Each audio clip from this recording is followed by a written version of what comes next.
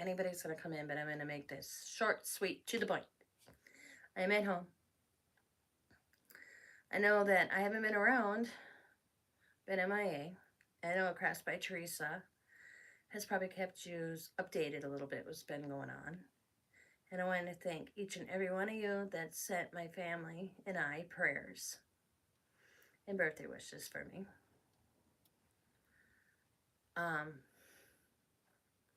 Since November, Scott and I have noticed a change in his dad. Little subtle changes, but it got worse in January and into February. And it came to a point where Scott had to take a leave of absence from work. I got sick there with my bad cold that I couldn't go down by my father-in-law. And he passed away on the 6th of March. He didn't go on my birthday like he said he wouldn't. My kids were phenomenal. I've come to realize when you're taking care of yourself or you're trying to take care of somebody else, and on top of that, make sure your husband's sleeping, make sure your husband's eating, you're not taking care of your own self.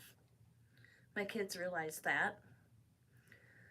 And we ended up, hi Tammy. We ended up staying at Scott's dad's 24/7. And my kids looked at Scott and I, and we were exhausted. He wasn't eating much anymore. He wouldn't take any medication. He didn't believe that. He just wouldn't believe. He just got it in his head that anything he put in his body would prolong his life. He wanted to be done. And it was only morphine and an anxiety medication. Everything else he didn't have to take. High V&D. And it took Diamond. He wouldn't take anything from, no morphine from Scott, me, or Annette. He wouldn't do it. He just refused. So Diamond was there. And Diamond was like, Grandpa, you need some morphine. You're in pain. We could tell he was in pain, but he just wouldn't take it from us. Because he thinks we're trying to save his life. This is what we think he had in his head. We'll never know. So, but he'd take it from Diamond. Then be like, Grandpa, you're in pain. You need some morphine. And he'd open his mouth and let her give it to him. We were like, what the hell's that? We were like, so Diamond and Xavier decided they needed to stay so that we could do shifts. Scott and I were carrying a lot of weight. Me and there was Scott's sister there, me and Scott, but there was only 2 people there, really. When you have a phone in your hand all the time, you're not his assistant. Go home. I'm just saying it. So our kids came and stayed, sent us, me and Scott, to bed, made sure we ate, showered. A week and a half, it was 2 weeks, but it sure seemed like a month. He'd ask Diamond every day, what day is it? Diamond would tell him. He's like, the date, not the day. And Diamond would tell him the date. And he'd say, how many days till your mom's birthday? Diamond would be like, 4. Okay, I'm going to go today. I mean, he waited till Uncle Russell came on Sunday, the 5th. They spent 4 long hours talking. Scott went and got his paper. I kept the comics from that day, March 5th. Scott read him his comics. I even have a picture of it. I thought it was so cute. Scott reading the paper to his dad. His brother visited, and then Uncle Russell says, well, I have to go check into a hotel, David. I'll be back in a little while. And Dad said, okay. And then he wanted to rest, and he fell asleep, and then he woke up. He asked me the weirdest question in my entire life. And talked to Scott a little bit, and then we saw this change, pulse down weaker and weaker from about 9 o'clock that night. Diamond would take it. It wouldn't even read on that little finger reader anymore. That's how low it was. And we were sitting around, and Sue, Scott's foster sister, says, I don't understand why he, because it was so weak. She just made an off comment. What's keeping him around? And I said, we are. And she goes, what do you mean? I said, we're all in this room because we're all around the bed. Annette, Sue, Xavier, Diamond, Scott, and I. I said, the one thing he didn't want was this. Sue says, what do you mean? I said, he was hoping that he'd go to sleep and not wake up, and I'd be calling and not getting an answer, and I'd walk down and I would find him. She goes, what? I said, that was his wish. Because I said, I asked him what I was supposed to do if I did find him and like that. He told me to grab a Pepsi, sit at the table, get composed, and then call his son.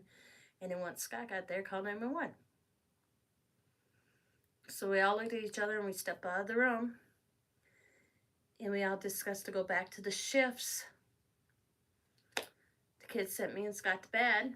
20 minutes went by. Xavier comes up and says, Daddy, Grandpa wants you. Because you're talking 2 o'clock in the morning. We've been sitting there from 9 o'clock with a pulse that's barely there. And Scott got down there, sat with his dad. His dad opened his eyes, looked at Scott, because he couldn't talk and couldn't communicate. If he did, you could understand it. Held Scott's hand and took his last breath with Scott, Diamond, and Xavier in the room. And to me, he went peacefully. And my daughter came up devastated into my arms because I was upstairs. That's the way he wanted it. He didn't want anybody else there. So his services were on the 11th. It was a celebration of life. It was uplifting. A lot. My father-in-law worked for Georgia Pacific, the paper mill. You all know it. Here in Green Bay. They're all over the country, really. But there's a lot of the old timers that are still kicking, as they told me, coming to his wake. And I had pictures of them throughout the years that I came across stuff on poster boards, made by Pam. And they were giggling and laughing, seeing these old pictures. And it was so uplifting. It wasn't depressing. I'm not devastated by my father-in-law's death. I know you're all thinking, what? And the reason I'm not devastated is 15 years ago when my mother-in-law passed away, his heart went with her. Her anniversary death of 15 years was on November 7th. And I always knew if he got his cancer back, he wasn't fighting it. And I always knew if he was sick, he wasn't going to fight it. When I was sick with my cold this past, I'm in March, February. And I called him, I said, Dad, I got a cold. He told me to come down and give it to him because he'd get in the grounds quicker. He was that much ready to go. He knew. My father-in-law, the best way I can describe him, he looked like a concentration camp survivor. He was skin and bones. He had a pocket from his surgery for when he had throat cancer. To get it removed, he'd lose his voice. He'd have to have one of those things that you hold up to your throat and he would sound like a bullfrog. He refused to get it removed. And it would affect him chewing and swallowing. And he didn't want to do anything alternative. He basically, like I told Tammy, he was starving in front of my eyes. It was devastating to see that. But he wasn't in pain. And I'm okay with that. And I'm okay that he's gone. I will miss him, don't get me wrong. I will miss that man dearly. I will miss him sitting at the kitchen table. I will miss our afternoon Bones, Thursday Bones. We both like the show Bones, and they were on Thursdays on one of the channels. It would run right after another. I had to go down there and sit with him, and we watched Bones all day and maybe said 10 words to each other. I will miss those things. The stories, the many stories, I will miss that. But I really miss the man I knew prior to 15 years. Because he only lived to exist. He didn't live no more. He didn't do anything anymore. He quit going socializing. We could barely get him to come to Christmas Eve. Yeah. That's why I said the weekend that he wanted Annette and Scott, he kicked me out. Because when we made a call to Scott's sister that he wanted to see her and Scott.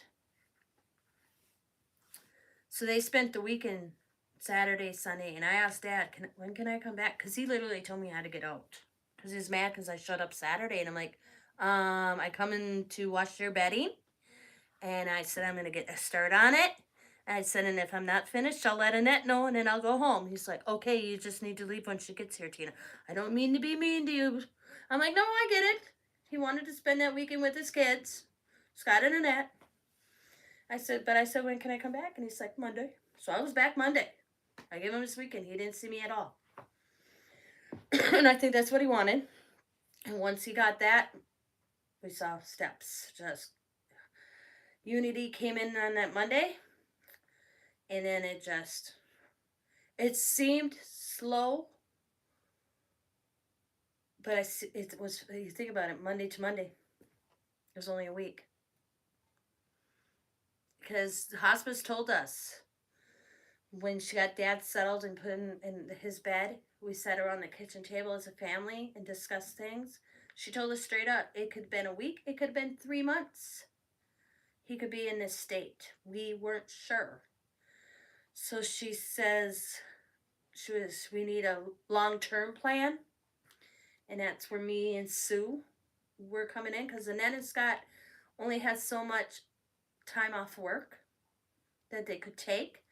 And they were, instead of taking them both taking it at the same time, they were going to take it this week coming up from that Monday. They were going to take it together, but the following Monday, Annette was going to go home, and then Scott was going to stay. And then the following week, because Scott had 12 weeks and Annette only had 3, so Scott was going to take 3 weeks, go back to work, and then use it again in between, but it didn't need to be.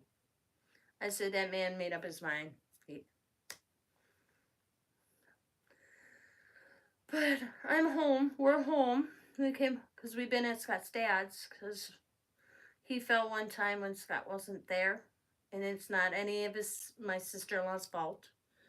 Dad thought he could get out of bed, and he tried to get up like a normal, and realized he didn't have the strength and fell.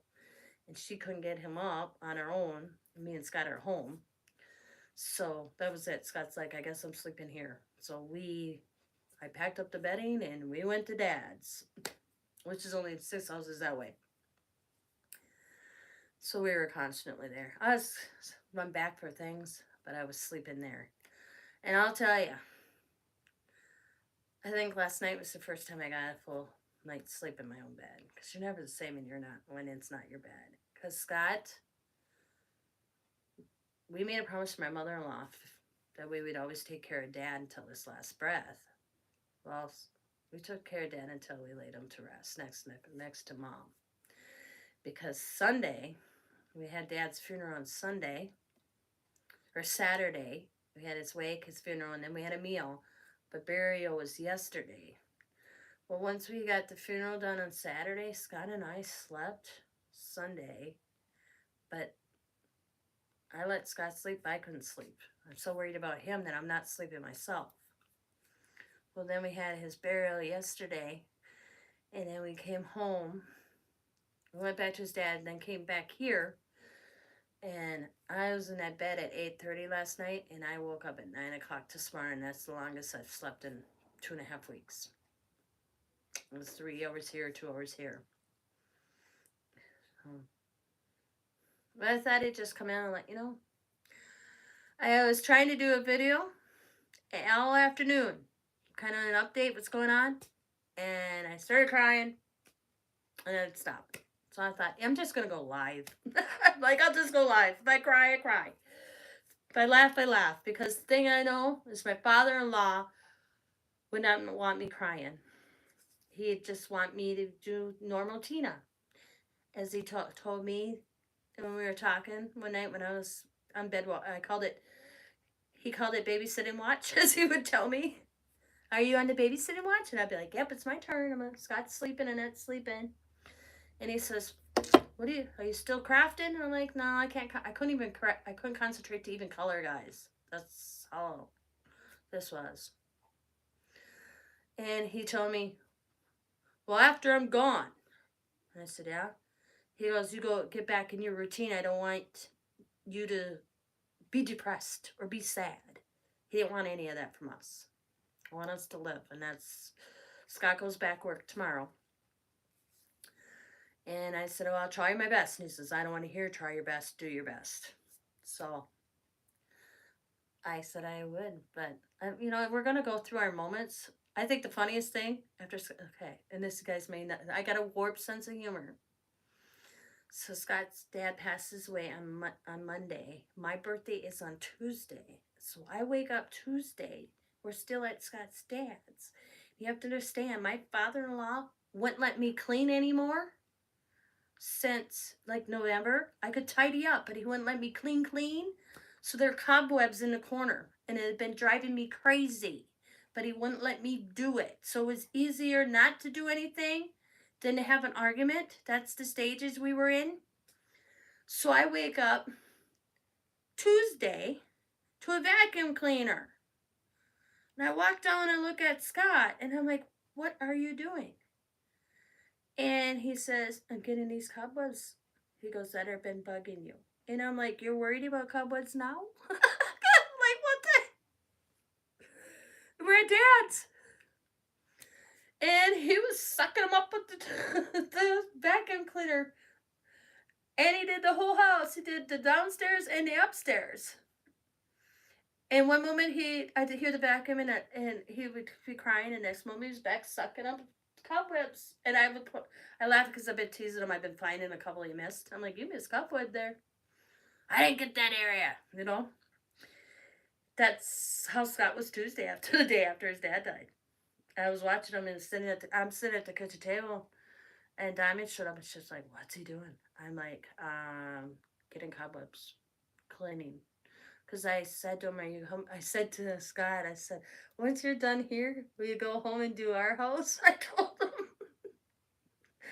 It was just, I just let him. Yeah. Me and Diamond just sat at the kitchen table, and we just kind of just let him do his thing. Didn't add up to us, didn't make sense to us, we just let him. I just asked him to come home and do my house, And then he realized, he turned to Diamond and he goes, I was in the bathroom or something. He goes, it ain't your mom's birthday day, is it? Diamond goes, yeah. He goes, well, I gotta wish her happy birthday. Mom says, yeah, you missed it your first year together. I would suggest you do it. You're gonna end up with the third birthday, because I tease Scott every year that I get 2 birthdays, because when me and Scott first started dating, he thought my birthday was the 17th of March, not the 7th, and he missed it. So I tease him all the time. I get 2 birthdays. I didn't care if he didn't wish me a happy birthday. I didn't want to celebrate my birthday either. So when I came out of the bathroom, he's like, happy birthday, baby. I'm like, happy birthday. I got it. My kids made my birthday joyful even after the fact. Xavier got me, and Diamond, they got me. I should go get it. I'll go get it.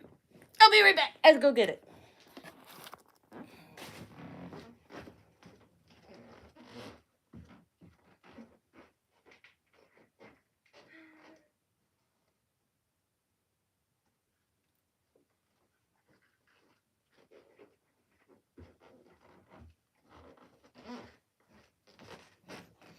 They actually got me something I've been wanting for years. And I like the fact that I can actually wear it. The only reason I don't have it on is because I was cleaning. They got me a mother's ring. Isn't that gorgeous? I've been wanting one for years. And it's a flexible band, because my fingers swell up when I wear rings. And this will move with my finger. Love it. I love it. Oops, wrong finger. See? Isn't it pretty? and a dozen yellow roses for my birthday. And then Diamond's friend that's like adopted daughter got me a big pan full of brownies. So they kind of made my birthday special, even on a downer one. So now it's just the aftermath, as I call it. I know yellow roses are my favorite flower. Grief is like an ocean with levels and waves, no time, no limit to take. Exactly. Thank you, Cheryl. Exactly. And I mean, I've had moments where I'm laughing about things I think in my head because you guys are going to think this is funny. Okay, this one's funny. Sitting there. It's my turn. I'm in the room with Scott's dad. He opens his eyes and I go, "Hi, Dad." And he goes, "Hi, Tina." I said, "Do you need anything? Are you thirsty?" And he goes, "Yeah, I'm thirsty." So I give him a drink of water. And then he's like, "I want some whiskey water." I'm like, "Okay." I don't care. At this time, I'd give that man anything in the world. That's the way I looked at it. So I'm going to get him a whiskey water. Or not a whiskey water. Brandy and water. My bad. Brandy and water. Went back in. Had a couple swigs of it. He says to me, I says, "Is there anything else you need?" He goes, "Yeah, I need a condom." And I'm like, "What?" He goes, "I need a condom." And I said to him, I said, "Don't you think you and Mom are past that stage?" And he looks at me and then dozes back off to sleep. I go out in the living room and I say to Xavier, my son, you got a condom? And Xavier looks at me like I'm losing my mind. I'm like, "Xavier, do you got any condoms?" He says, "Not at the moment, Mom." I'm like, "Well, I need you a condom." And Xavier says to me, "What size?" I said, "I don't care. Just give me a condom." Diamond's in the chair and starts laughing, just losing it. And I'm looking at her like she's insane. She goes, "Mom, that's not the type of condom Grandpa's talking about." And I'm like, "What other type of condom is there, finger?" She's like, "No, it's called a condom catheter." That's what he was referring to.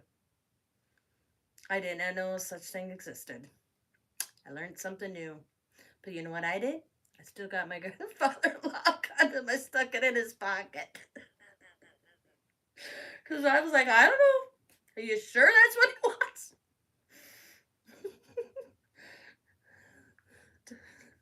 So I buried him with a condom. Can't say I didn't give him what he asked for. Just, he wasn't specific with me. I told Scott I'd never expected it to come out of your dad's mouth. So I giggle about that. Yeah. So, and then we had 3 snowstorms. We got Dad's driveway plowed out because there were so many people there. We didn't do ours. So Xavier and Scott did ours today. I mean, it's past my knees. And I'm 5'4". It's a lot of snow we got. I said to Scott, I even said this to Dad because he was sitting in the chair and he goes, "Is it snowing?" I'm like, "Yes, Dad. You couldn't pick a better time," I said. I told him we were talking, him and I. I'm like, "Dad, I figured this out." He's like, "What?" I said, "You can't go in March. You can't go in April. You can't go in May. You can't go in July. You can't go in August. You can't go in September. You have to hang around till October." And he was like, "I ain't doing till October." He goes, "Why October?" I said, "Because nobody's birthdays is in October in your family." He goes, "I have to wait that long?" I'm like, "You're going to have to wait that long." He says, "I'm sorry." And he goes, "I ain't waiting that long." I'm like, "Well, can you wait till after Xavier's wedding in July?" He's like, "Nope." He was determined. Here with the flashlight, it came up too fast, Tammy. I couldn't read it. I read flashlight. I put his aftershave in with him, a bottle of brandy in with them. Yep, and 2 glasses. Because for him and Mom. Scott was looking at me. And he's like, "Why 2 glasses?" I said, "When he gets up there, he needs one for Mom." And Scott goes, "All right, that's all okay." And I'm like, I don't know, things pop in my head. It's like I made sure he had his keys on his hip too, like he was gonna need them when he came home. Yeah, but things are things. But overall, we're doing good. You know, it's been a week. Cause he passed a week ago tomorrow or yesterday. Yeah, but whatever. Like Cheryl said, waves. One moment Scott's fine, the next moment he has tears in his eyes. So you're right in that, and it's gonna be like that for a while. I was in denial at first because I really thought he did this to get my sister-in-law up here with Scott. I really thought he did this to get Annette and Scott together in the same house because my husband and my sister, they're not at odds, but she hardly comes up to see any of us. So I really thought this was Dad was doing this on purpose. Well, I found out different.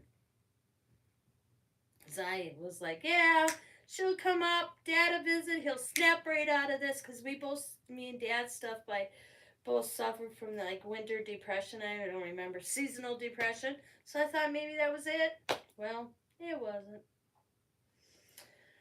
But I'm gonna get off here because Scott and Xavier are probably they're working on stuff at the house. And, yeah, they're still down there. Yep. But they'll be headed here back pretty soon. Oh, I got a haircut. They took about that much off. I was down to like here. And I walked in the beauty salon to Diamond's friend because I knew I needed a haircut for this. I wanted a haircut, and Diamond was headed there anyways. She had appointments actually made before even Dad got sick. And I put in a chair, and I picked out some pictures, and I handed Diamond my phone. I said, "Here's 6 pictures. Pick one." And whatever she picked, this is how it turned out. It's shorter than I thought. I forgot it's cold on the back of the neck. I told Diamond, "Oh," I said, "it's really short. I haven't had short hair like this in a while." Except it looks uneven to me on this side, but I don't know. I'm not used to it. It kind of looks like I just got more hair on one side of my head. I don't know, because I sit here and it looks like this side's longer. But I don't know. I think I'm just not used to it. But it feels so weird. But I tell you, I forgot how cold it gets on the back of your neck when you're walking down the block and you don't have a hat on. Because I have long hair. I was like, whoa! I was like, damn! I feel so lightheaded. But I think it's going to help with my headaches too. So, but on that, that's it. That's all I got. But I don't, right now, Scott's going back to work tomorrow. And, I'm hoping I haven't did an art journal page since the last one I did live. So whenever my last live was, I'm going to try to get back in a routine. Because A, that's what Dad would want. B, if I don't get back in a routine, it's only going to bring me down. So I don't want to go down that road of depression. He wouldn't want me to be, and he wouldn't want Scott to be either. So we're going to do our best. I just thought I'd come on and tell you what's going on and giggle and be happy.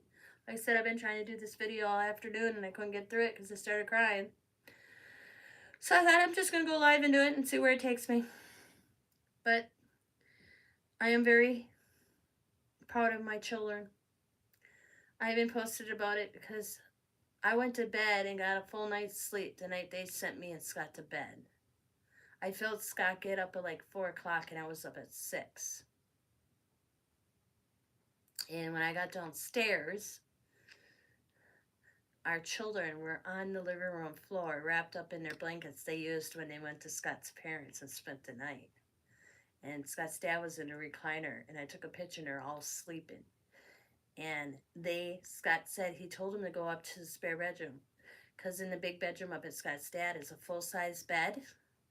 And then in the other bedroom is a queen-size bed and a day bed. A day bed where he actually has 2 beds. You can pull one out on the bottom. So they could have took any of the other beds me and Scott were in. They wouldn't leave. They wouldn't go to bed in a bed. They would sleep on the floor in front of Grandpa just in case they needed him. And that's my children. And they're both feeling the loss. Allie's not taking it well. Riley understands it, but Allie's struggling. That's why I think it's going to hit me.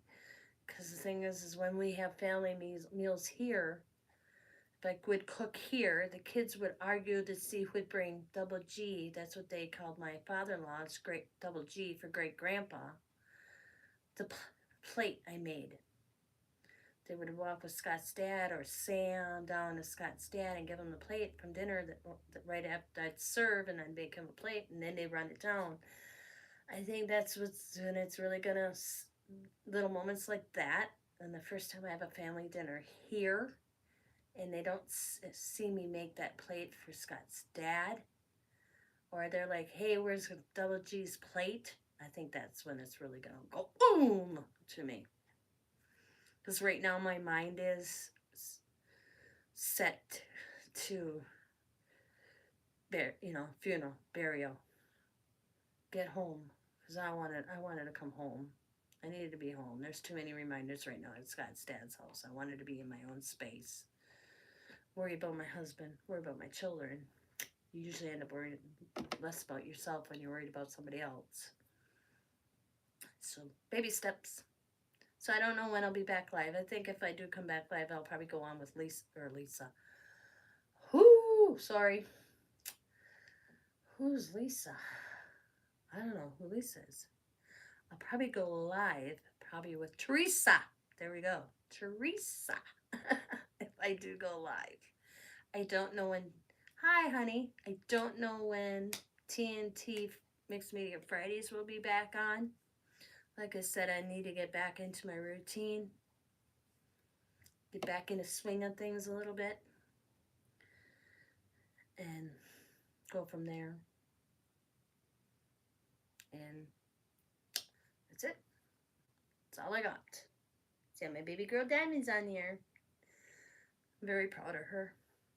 I'm proud of my children, regardless of what was going on in our lives, but to realize that you did good by your kids, I couldn't ask for better kids.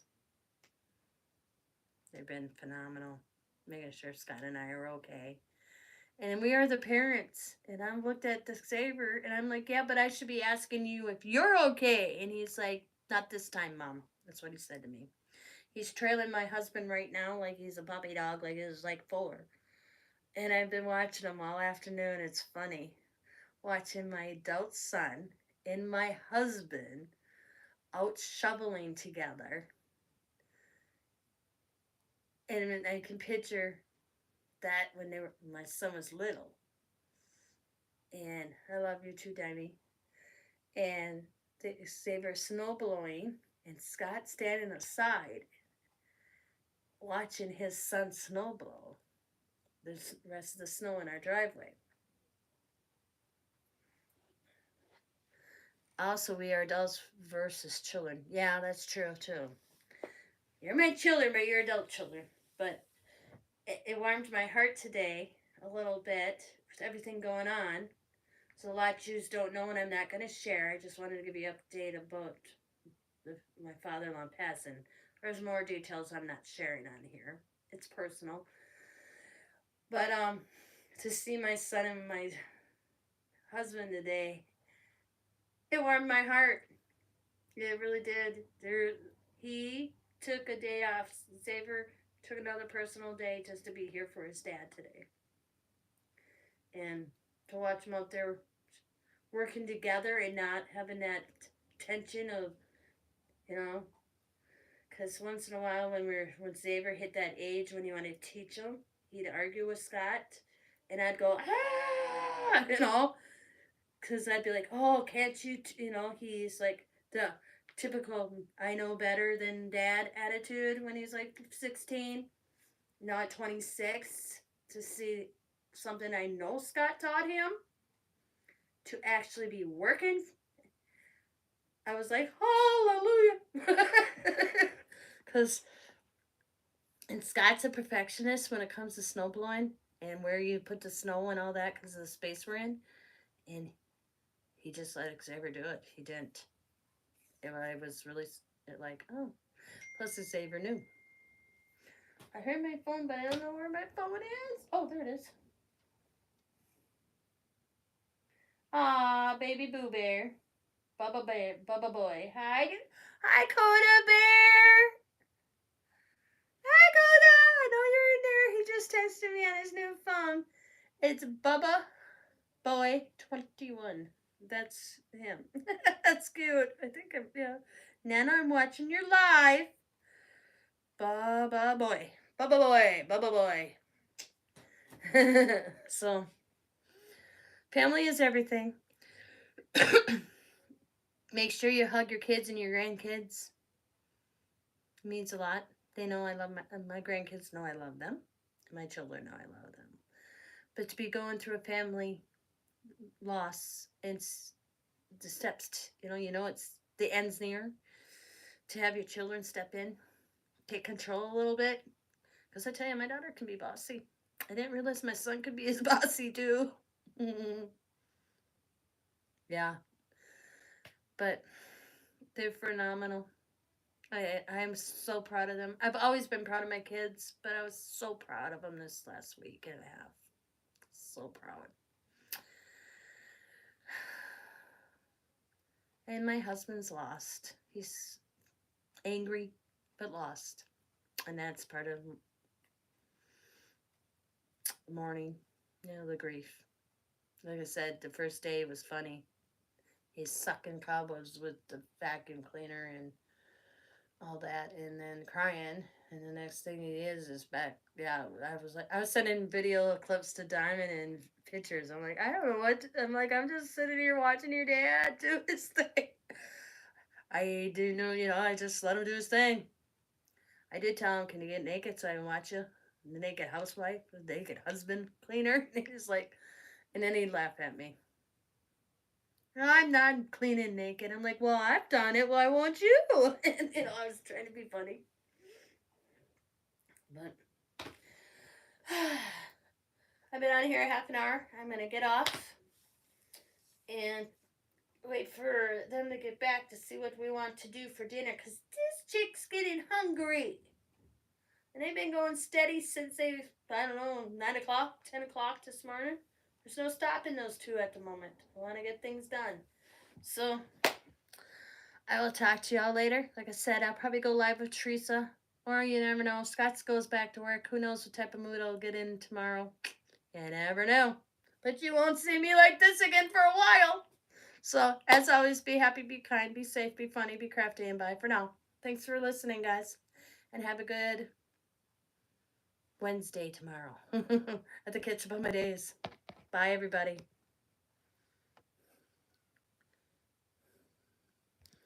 Chick-fil-A sandwich. Yum! I bought the sauce, Diamond. Did I tell you I found it at Walmart? I found the Chick-fil-A sauce at Walmart. I bought it. All right, Tammy. I'll probably see you tomorrow night on your Wednesday, so say hi, because I'll be up and about. All righty, bye. Thanks, everybody. How do I end a live on my tablet? Oh, there we go. End live. See? I never go live on my tablet. I don't know how to do it. Yep, there we go. End.